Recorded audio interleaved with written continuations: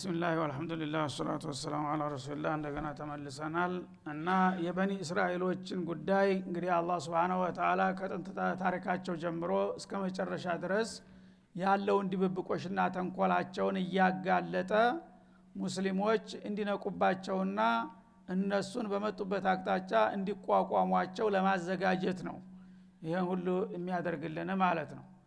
እና አሁንም በመቀጠል ወለቀድ ጃአኩም ሙሳ ቢልበይናት ይላል። በአንድ ወቅት ነብዩላህ ሙሳ ግልጽ የሆኑ ተአምሮችን ይዞላችሁ መጣ ይላል። ወላሂ አሁንም በቃለ መሐላ እያረጋገጠ ወላሂ ለቀድ ጃአኩም ሙሳ ከሊሙላህ በጣም ታዋቂና ተደናቂ የነበረው ታላቁ ነብያችሁ ሙሳ የአላህ ነብይ መሆኑን የሚያረጋግጡለት በጣም አንኳርና ግልጽ የሆኑ ሙዕጂዛዎችን ታጥቆ ነበር የመጣው። እሱን እንግዲህ በመሰረቱ ተቀበልን እንኳን ብትሉ ለሱም ተገቢ ክብሩን አልሰጣችሁትም ሌላው ቀርቶ ለማለት ነው። ሙሳ እንግዲህ እንደሚታወቀው በጣም ታላቅ ነብይ ናቸው። ሙዕጂዛቸውም ጉልህ ነው። በብዛትም በጥራትም ታላላቅ ሙዕጂዛ ያላቸው ሙሳ ናቸው ማለት ነው። በሌላው ሱራ ያው ዝርዝሩን እንደሚያስቀምጠው እና ለምሳሌ ያው በአንድ አካባቢ ላይ የሚጠቅሳቸው 9 في 9 آيات الى فرعون وملئه ይላል። 9 ጉልህ የሆኑ ሙዕጂዛዎችን ይዘው ነው የመጡት። እነዛን ሁሉ እያዩ 100% እርግጠኞች አልነበሩም። ያው መቼም ተቀበለናል ቢሉም ያን ሁሉ ተአምር እያሳየ እንኳን ሙሳን እንኳን በአግባቡ እንደሚጠበቀው አልነበረም የደገፋችሁት ብሎ ይወቅሳቸዋል ማለት ነው። ቢልበይናት ቢልሙዕጂዛት الواضحات ያ አላህ ነብይ ለመሆኑ የማያወላዱ በጣም ግልጽና ተጨባጭ የሆኑ ሙዕጂዛዎችን ይዞላችሁ መጣ። ያንን አይነት ድል ይዞላችሁ መጥቶ ያለ ለኢስሙላ ተቀበልንህ ተከተልንህ ብትሉትም ግን እምነታችሁ ያን ያህል አልነበረም ሙሳ ጋር እንኳን ይላል። ለዚህ ማረጋገጫው ምንድነው? ثم اتخذتم العجل من بعده ሙሳ አብራችሁ እስካለ ድረስ ጠንካራ መሪ ስለሆነ ውልፍታ ያሰኙ ነበር፣ ቀፍዱ ይዟችሁ ነበር። ግን በአንድ አጋጣሚ ከናንተ ለስራ ጉዳይ ወጣ ሲልላችሁ ክፍተቷን ተጠቅማችሁ ወዳውዱ ወደ ሽርክ የተዘፈቃችሁት እናንተ አይደላችሁም ይላል። እንግዲህ ስዲቆች ቢሆኑ ኑሮ ጠንካራ ማኞች ቢሆኑ ኑሮ ለስራ ጉዳይ አንተ 30 ቀን 40 ቀን አሚሩ ስለሄደ አንተ መብደእ እንቀይረህ ትቆያለህ? አበደን። እንኳን በዛ ደረጃ ቀርቶ ማንም ሰው አንድ አለቃው ለስራ ጉዳይ ቢሄድ አደራውን ጠብቆ ነው የሚገኘው ማለት ነው።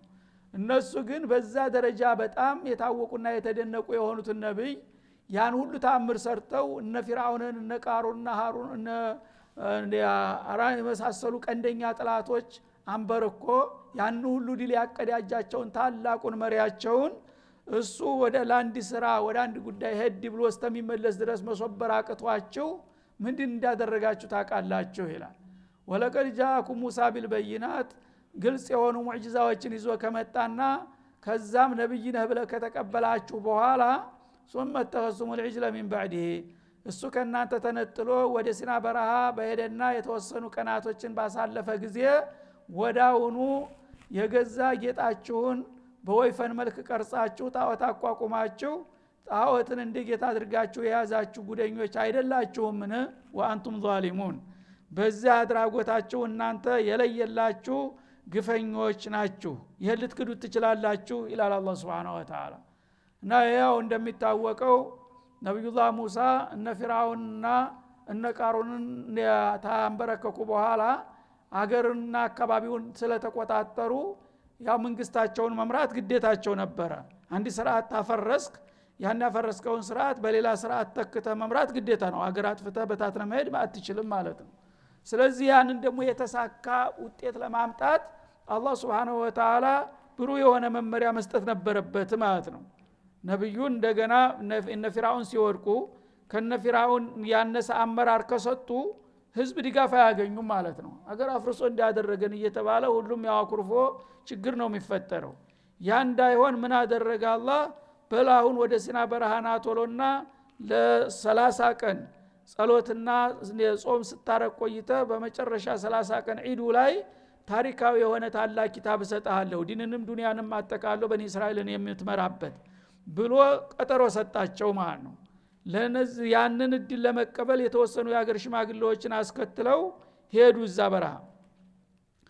በሚሄዱበት ጊዜ አንድ መልቲ የሆነ ሙናፊቅ ሰው ነበረ። ሙናፊቁል ጊዜ ጠብቆ ነው የሚነሳው ክፍተት በሚፈጠርለት ጊዜ እና ይሄ ሰውዬ ቀደም ሲል እሳቸው ጋር የኖረ ነው። በልጅነቱ ጀምሮ አማኝ ነኝ ብሎ አራጌ ፈጣሪ መስሎ ድብ የሚል ሰው ነበረ። ሙሳ ኢብኑ ዞፈር ከነስሙም የእሳቸው ሞክሼ ነበረ። የሚገርም ግን ሸይጣን ነው ሰውየው ማለት ነው።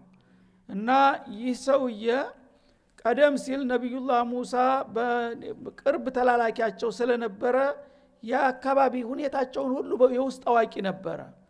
እና ጅብሪሉል አሚን ወደ ነብዩ ሙሳ በሚመጣ ጊዜ ብዙ ጊዜ በሰው ምስል ፈረስ ተቀምጦ ነበር የሚመጣው። በፈረስ በሚመጣ ጊዜ በር ላይ አስሮ ይገባል።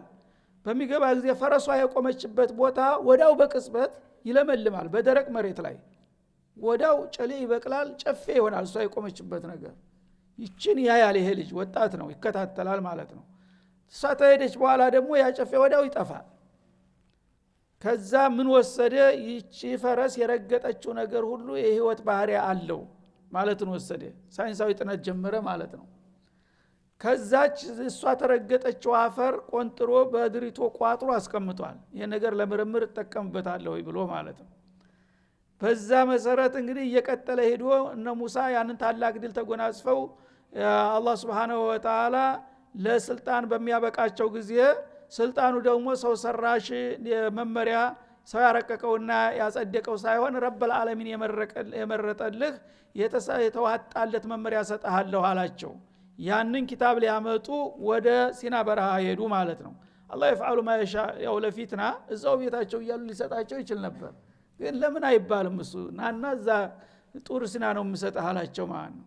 ያኔ ወንድማቸው ሃሩንን ወክለው እና ያው ህዝቦች ተንኮለኞች ናቸው ታቃለህ፣ አደራህን ነቅተህ ተጠብቃቸው ወላ ተተቢዕ ሰቢለል ሙፍሲዲን አሉ። ሙሳ በጣም ጥንቁቅ ነበሩ እና አደራ እነዚህ ሰዎች ሰልመዋል ብለህ በኒ እስራኤል ማመን የለብህም፣ ሌት ተቀን በንቃት ተከታተላቸው ብለው ሄዱ ማለት ነው።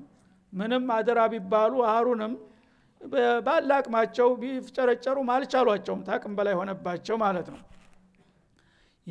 የጎረምሳ ግን ያችን ክፍተት ተጠቀመና በሱ ስሌት ሙሳና ሃሩን ማለት የፖለቲካ መሪዎች ነበሩ፣ ነብይ አይደሉም። ሙናፊቅ ነው እሱ፣ በነብይነታቸው አያምንም፣ ግን ታጋይነታቸውን ያደንቃል ማለት ነው።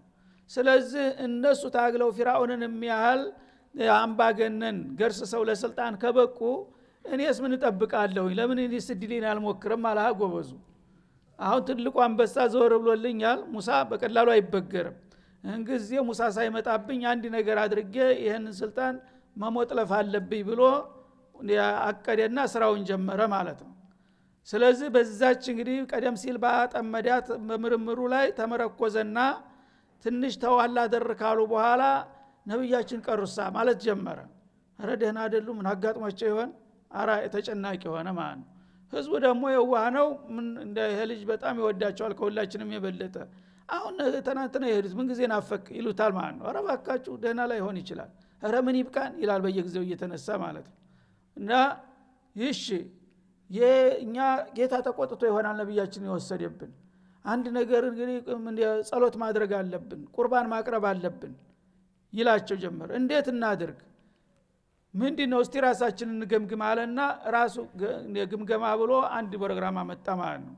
እሱ ምን አደረገ? ተፊርዓውን ከተማ ሲወጡ ያው የተለያየ ምክንያት እየሰጡ ሰዎች እንዳይነቁባቸው አክስቴ ቤት አጎቴ ቤት ሰርግ ተጠርቼ ነው ምናምን እያሉ ጌጣጌጥ እየተዋሱ ነበር የወጡት።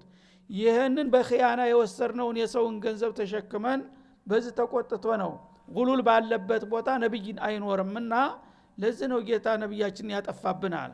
ስለዚህ ይሄንን ገንዘብ አላህ የጠላው ርኩስ ገንዘብ ስለሆነ ማቃጠል አለብን አላቸው። እዛ የሚቃጠልበትን ቦታ ግን እሱ አዘጋጅቷል። በሚስጥር አዘጋጅቶ ቅርጽ ሰጥቶ በወይፈን ምስል 4 እግር ቀንድ ሻኛ ሁሉ ነገር ያለው መሬት ቀርጾ አስቀምጧል። እና ሰብስቡና አምጡ እኔ እማረገውን አረጋለሁ አለና ያንን የተብዙ ህዝቦች የተሰበሰበን የተከማቸ ወርቅ ወስዶ እዛ ጉድጓድ ውስጥ ጨመረውና በላው ላይ እሳት ለኩሶ ብዙ እንጨቶችን ታከማቸ በኋላ ያግምበታል። ያ እሳት በሚግምበት ጊዜ ያ ወርቅ እየቀለጠ በዛ ጉድጓድ ይሰየማል ማለት ነው። ልክ እንደ ውሃ ቀልጦ ይገባል፣ እንዳሻንጉሊት ሙሉ ሆኖ ወጣ ማለት ነው። ያ እሳቱ ተጠፋ በኋላ ለሊት ነው ህዝቦች አያውቁም አስረክበው ሂደዋል እሱ ያው ተቀላጥፎ ስራውን ጨርሶ አብርዶ አውጥቶ ያንን ወላውሎ እንደ ፀሐይ የሚበራ ወይፈን ቁጭ አደረገላቸው ማለት ነው هذا ኢላሁኩም ወኢላሁ ሙሳ አላልኳቸውም ያው ጌታ ታረቀና እንግዲህ እነሱ የነሱ ወርቅ መሆኑን ማያውቁም መሳኪን አስረክበው ሂደዋል የነሱን ወርቅ ጨፍልቆ ያንጣሪነት ባህሪ ያለው ደግሞ ሙያም ነበረው ወዳውኑ በምስል በወይፈን ምስል አድርጎ እንደገና ደግሞ ውስጡን ክፍተት አድርጎታል በዛ ንፋስ ሲገባበት ዊል ነበረ ይሄው እየመረቃችሁ ነው እየባረካችሁ ነው ይሄ ነው ጌታ ማለት ወትሮውንስ ጌታ አና ማአኩም አይደለም የሚለው ሙሳ እኮ ተሳስቷል هذا ኢላሁኩም ወኢላሁ ሙሳ ፈነሲ ሙሳ አላህ ይርሐመው አለ ሙሳ ተሳስቷል ተዛሬ ደና ሲያስተምረን የኖረው ሰውዬ አላህ አብሮን ነበር የሚለው አሁን ምን ተፈጠረና ነው እንደገና በግንድ የጠፋው ሰው በረሃም ሄደው ጌታ ፈልጋለሁ እያለ ጌታ ይፈልጋል ቢላሂ አለይኩም ይላቸዋል ህው አርጎ ወሰዳቸው በአንድ ጊዜ ማለት ስለዚህ እሱ እንግዲህ ፈርዶበታል ተሳስቷል ኸጦ ነው የራሱ ጉዳይ እኛ ግን ጌታችን ይኸው በጋር ተከስቶልናል ተውባችንን ተቀብሎናል ካሁን በኋላ ያው እሱን እየተሳለም መቀጠል አለብን አሉ ሃሩን ተቆጡ ተቃወሙ ላ ኢንማ ኢላሁኩም ወኢላሁኩም الرحمن فاتبعوني واطيعوا امري ማን ይሰማቸዋል ዘበለባክ ምን ታውቃለህ አርፈ ተቀመጥ ይባሉ ገባ ማለት ነው ያላህ ነብይ በዚህ ሁኔታ እንግዲህ በቀላሉ ነገሩን ግልብጥብጥ አድርጎ ለ40 ዓመት ይታገሉበት የነበረው ተውሂድ አፈር ደም በልቶ የጣዖት አምልኮ ሰፈነ ባንድ ጊዜ ማለት ነው እዛ መርዶ ተነገራቸው በወህይ ለሙሳ እና ያንተ ኪታቡን እንካ ውሰድ ግን ህዝብ የለህም እኮ ህዝቦች ጣዖት አምልኮ ተዘፍቀዋል ብሎ ነገራቸው አላህ Subhanahu Wa Ta'ala እና ثم اتخذتم العجل የሚለው ይሄ ነው በወይፈን ምስል የሰራችሁትን የገዛ ጌጣችሁን እንደገና አምላክ አድርጋችሁ የያዛችሁ ጉደኞች አይደላችሁ መቼ አንድ አይሉት እንደ ነብይ በነበረበት ያውም እንደ ሙሳ ያለ ነብይ በነበረበት ዘመን ይሄን ያደረጋችሁ ናቸው ስለዚህ በኒ እስራኤልን ከዛ በኋላ የፈለገው ሙእሚን ነኝ ተቀይ ነኝ እንዲያው ቢል ልታምኑት ይገባል በዛ ደረጃ የነበሩ ሰዎች ይሄንን ታደረጉ የትኛው እስራኤል ላይ ነው ሊታመን የሚገባው ይላል ወአንቱም ዛሊሙን እናንተ ይሄን ነገር አላደረግንም ማለት አትችሉም ታሪክ ያረጋግጥባችኋል ይሄን ካደረጋችሁ ደግሞ ግፈኞች ናቸው አይን ያወጣችሁ በደለኞች ይሄን ካደረጋችሁ ደግሞ አሁን የመጨረሻው ነብይ ያውም ጎሳችሁ ያልሆነውን ብትክዱት ምን ያስገርማል ከናንተ የሚጠበቀው ወትሮም ይሄው ነው አላቸው ማለት ነው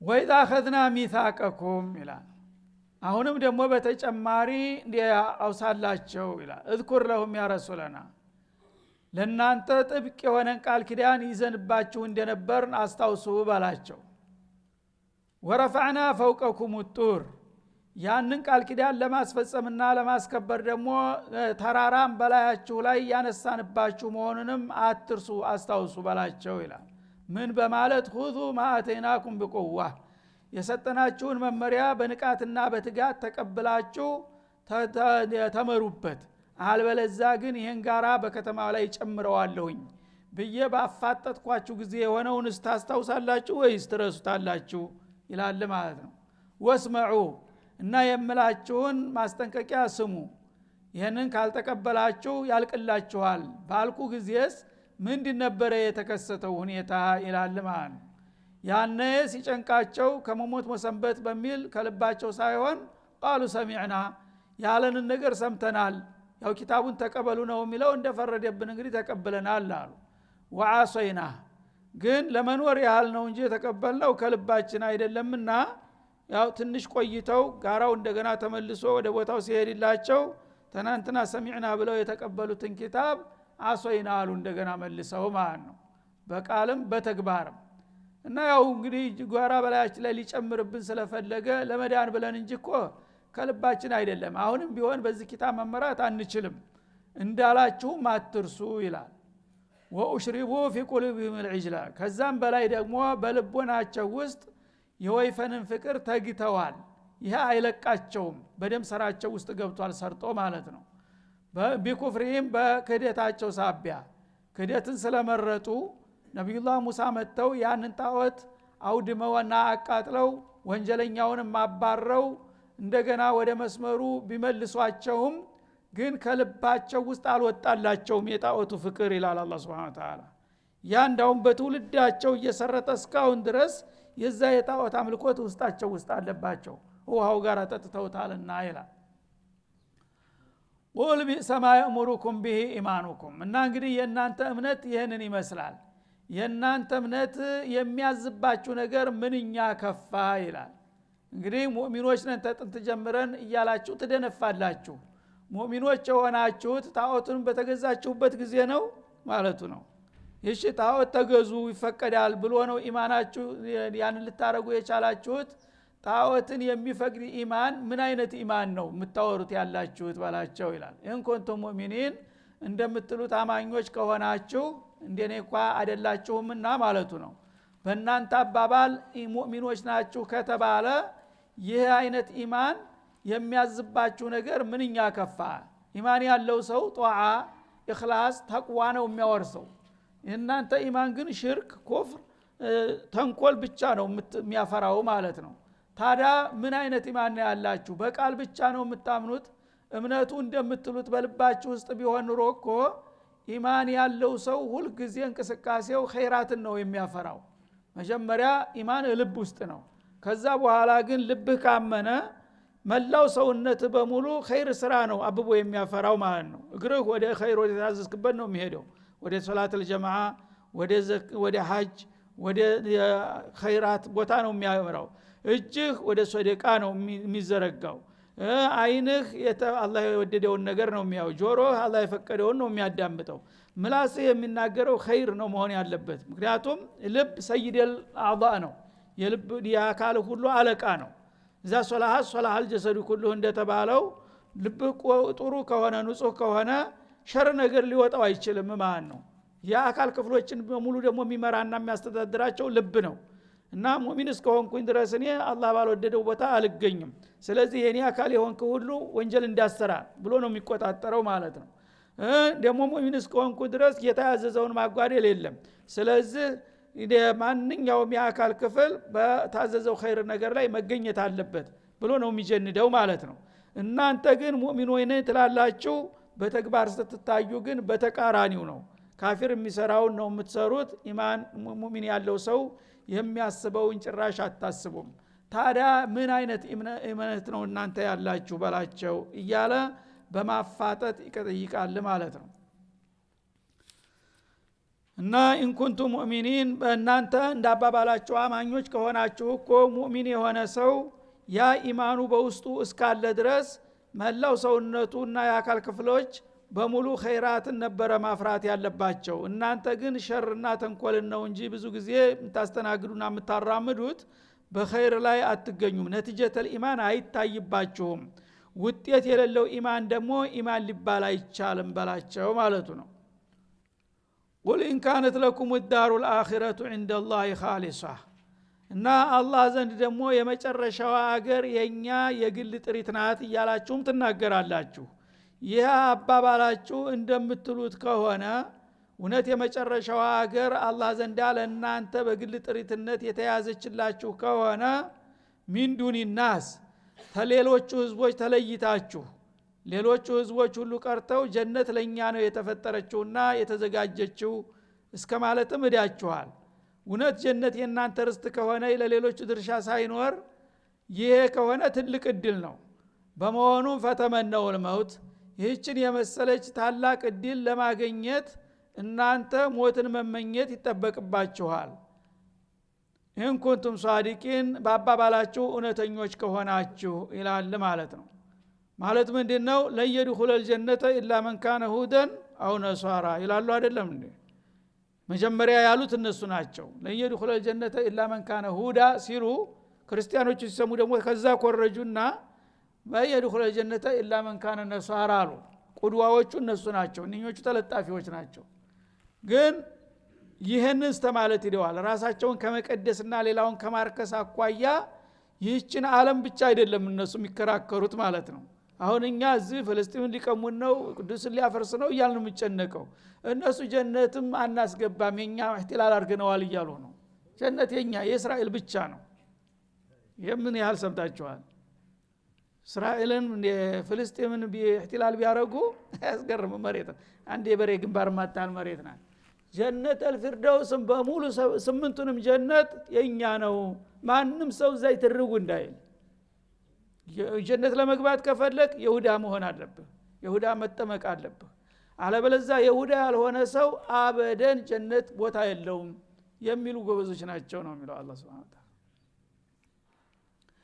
እና በእነሱ አባባል እንግዲህ ይሁዳ ያልሆነ ሰው ጀነት ድርሻ የለውም። ምክንያቱም የነሱ የግል ርስት ናት ጀነት። የነሱ ርስት ለመሆን የነሱ አባል መሆን ማግኘት አለብህ፣ የአባልነት ትኬት ማግኘት አለብህ ማለት ነው። ይሄ ካልሆነ ደግሞ ጀነት እንዳታስብ እንዳትጠብቅ የሚሉ ጎበዞች ናቸው። ይህን አባባላቸውን ሙናቀሻ ሲያደርግ ምን አለ? እንደ ይሄማ ከሆነ እኮ እናንተ ተሳስታችኋል በላቸው ይላል። በእናንተ ሎጂክ እንሂድ። ጀነት እንዳላችኋት የእናንተ ጥሪት ናት ከሆነ ደግሞ ይህንን የሚያህል ትልቅ እድል ያለው ሰው እዚች እንደ መከራዋ በዛባት ሀገር ላይ ለምንድነው ዶሮ ንክሻ የምታረጉት ሌሎች ርኩሳን ጋራ? እናንተ ቅዱሳን ናችሁ። ጀነትን የሚያህል ዓለም የግል ርስታችሁ ካላችሁ እዚህ በዱንያ ላይ አንድ ብሔራዊ ሀገር የላችሁም፣ እየተናከሳችሁ ናችሁ ያላችሁት። ይህን ጭቅጭቅ ትታችሁ ለምን ወደ ጀነታችሁ አትሄዱም ቀድማችሁ በላቸው ይላል አላህ Subhanahu Wa Ta'ala።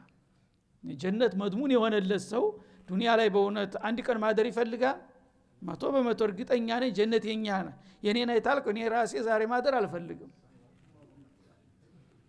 ስለዚህ እውነት ጀነት የናንተ ከሆነችና ለሌላ ሰው ድርሻ የሌለው ከሆነ ያውም እዚህ ዱንያ ላይ የኔ የምትሉት የምትቆሩበት ሀገር የሌላችሁ ሰዎች ሀገር እንኳን ያለው ቢሆን የለመድኩትን የተወለድኩበትን ብሎ እንትን ይላል። ሀገር የላቸውም፣ እየተንከለከሉ ነው። አንድ ቀን እየተሳደዱ ነው ያሉት። በዚህ ደረጃ መቆሚያ መቀመጫ የሌላችሁ ሰዎች ጀነትንም ያህል ሀገር ለእናንተ የግል ጥሪት ሆኖላችሁ ለምንድነው ሌሎች ርኩሳኖች ጋር ዝምትናከሱ? ተታችሁላችሁ ጭቅጭቁን ተገላግላችሁ ጀነታችሁ ለመግባት ፈተመነው ለሞት ሞትን ለምን አትመኙም ብለህ እስቲ ጠይቃቸው። ምክንያቱም ጀነት ለመግባት የሞትን ኬላ ማለፍ ግድ ነው። ያልሞተ ሰው ጀነት አይገባም። እና ጀነት ለመግባት የናንተ እስከሆነ ድረስ ጀነት እርግጠኞች እስከሆናችሁ ድረስ እንሙትና እንገላገል። ይችን የጭቅጭቅትና የመከራ አገር ለናንተ ለውዳቂዎቹ ተተንላችሁ እንሄዳለን፣ እባክህ ሰደን ገላግለን ብላችሁ ለምን አትመኙም ብለህ እስቲ ጠይቃቸው ይላል። እና ፈተመነው الموت ሞትን ተመኙ ኢንኩንቱም ሷዲቂን ጀነት የኛ ናት ያለኛ ማንም አይገባባትም እንደምትሉት ከሆነ ያችን ታላቅ እድላችሁን ለማግኘትና ለመገላገል ጀነትን እስቲ ተመኙ አንዲት ቃል ተናገሩ በላቸው ይላል። ይሄን ሲጠይቋቸው ሊናገሩ አልቻሉም። ለይስሙላ እንኳን ለደራ እንኳን አንዳንድ ጊዜ መናገር ያስፈልገ ነበር፣ ግን አወቁ ተሐዲው የአላህ ስለሆነ እስቲ ጀነት የናንተ ከሆነች አሁን ልሙት ብለህ ተናገር ብትለው አበደን አይናገርም ይሁዲ። ለምን? ጀነት እንደማያገኝ ያውቃል። ያችንም አላገኝ ከዚህም ሊሰና በሁለቱንም ሊያጣ ስለማይፈልግ በዚህ አጋልጧቸው ይላል አላህ። ምስጢራቸው እንዴት አድርጎ እንደሚያወጣ ማለት ነው። ወለየተመነሁ አበደን ይሁዶች በምንም አይነት ሞትን አይመኟትም። ምክንያቱም ሞት ከተመኙ እዚህ ዱንያ ላይ ማመሱ ይቀራል ማለት ነው፣ አባወራነታቸው ይከስማል። አላህ ደግሞ ይህንን ነገር ቢመኙ እንደሚያረግባቸው ያውቃል። ቢመኙ ኑሮ በአንድ ጊዜ እመት ይሆናሉ አሉ ረሱል አለይሂ ሰላም። ደግነቱ ስላወቁ ሳትብሏቸው አይመኙም። እስቲ እንሙት የፈለገ ይሁን ይበል አንድ ይሁዳ ሊያድር አይችልም ምድር ላይ። ግን ይህንን ሊል አይችልም ማለት ነው። ለምን አይልም? ትናንትም አይልም አሁንም ያለው አይልም። የፈለገው ቢሆን እንኩንቱም ሷዲቂን የምትሉ ከሆናችሁ በአባባላቸው እርግጠኞች ከሆናችሁ ሞትን ትመኛላችሁ ብለህ ብታፋጥጣቸው ወለየተመነሁ አበደን ላለመሸነፍ ብለው ለመከራከር እንኳን ታንገት በላይም ቢሆን ሞት ምንድነው ቢመጣ ልሙት ብሎ ለምን አይናገርም? አበደን አይናገራትም። ቢማ ቀደመት አይዲህም እጆቻቸው ባሳለፉት ወንጀል ሳቢያ ለጀነት እንደማይበቁ ያውቃሉ፣ ከጀነት እንደተሰናበቱ ያውቃሉ። እነሱ የግል ጥሪታችን ነው የሚሉት። ጥሪት ሳይሆን አባልነት አይፈቀድላቸውም፣ እዛ ሌላው ህዝብ ጋራም አይገቡም እያለ ነው አላህ Subhanahu። እነሱ ግን አክስ ነው፣ እኛ ብቻ እንገባው ሌላው ቦታ የለውም። ሌላው ቦታ ከሌለው ባይሆን እዛ አታጣቡት ተውና ወደዛ ሂዱ በላቸው ይሄን ደግሞ አይቀበሏትም ይላል አላህ Subhanahu Wa Ta'ala ለምን እጃቸው ባሳለፈው ደባ በየዘመኑና በየሀገሩ በአለም ላይ የጠፈጠፉት ግፍና በደል ለነሱ ለጀነት አያበቃቸውም ይሄ ከሆነ ደግሞ ይችን ምኞት ቢመኟት እኔ ማረገውን አውቃለሁና እስቲ ጠይቋቸው ይላል ማለት ነው والله عليم بالظالمين እና እነዚህን ግፈኞችና በደለኞች ስጉር ምስጥራቸውን አላህ አዋቂ ነውና ይሄንን ብትጠይቋቸው ሊመኙ እንደማይችሉ እኔ አረጋግጣለሁኝ አተሐዳሁም እስቲ አንድ ይሁዲ ይናገር ይችን ቃል ይችን ከተናገረ እኔ ወዲያውኑ ዋጋውን ሰጠዋለሁ አለ ሊናገሩ አልቻሉም ማለት ነው እስካሁን ድረስ አበደን ሙት የለም እንዳውም ለህይወት አሁን ዝም ብሎ በአንድ ጊዜ በገዛ እንደበቱ ልሙት ብሎ ሊጠይቅ ቀርቶ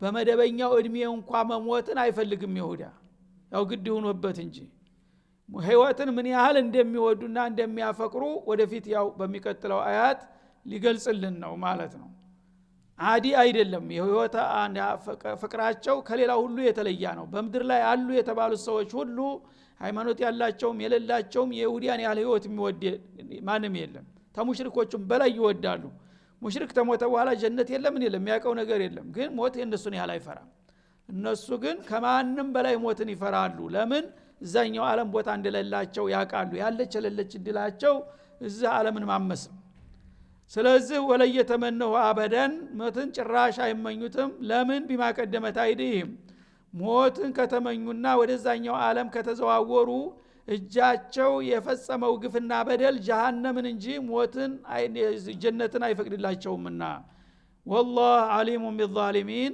አላህ እንዲህ አይነቶችን ግፈኞችና በደለኞች ስጉር ድብቅ ምስጥራቸውንና ደባቸውን አዋቂ ስለሆነ በዛ አጋጣሚ ይሁዳ አንተም እስቲ ሞክር ባገኘ ቁጥር ሞት እስቲ ተመኝ ብለህ ጠይቀው አበደን ሊያረጋት አይችልም ለምን ያቃልና ውጤቱ ምን እንደሚሆን ይላል هذا وصلى الله وسلم على النبي وعلى اله